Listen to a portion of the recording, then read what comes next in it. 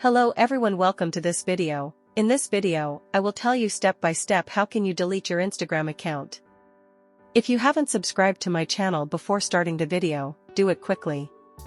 After opening your Instagram profile, click on the top right 3 lines.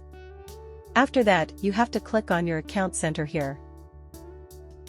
After that, you have to click on your personal details here. You can see. Here you have to click on account ownership and controls. Now here you have to select your account which you want to delete. After that, select the delete account option below and click on continue. Now here you have to select all the reason due to which you want to delete Instagram account.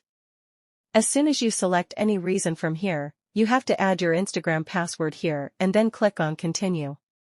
When you click on continue, your account will be permanently deleted from Instagram.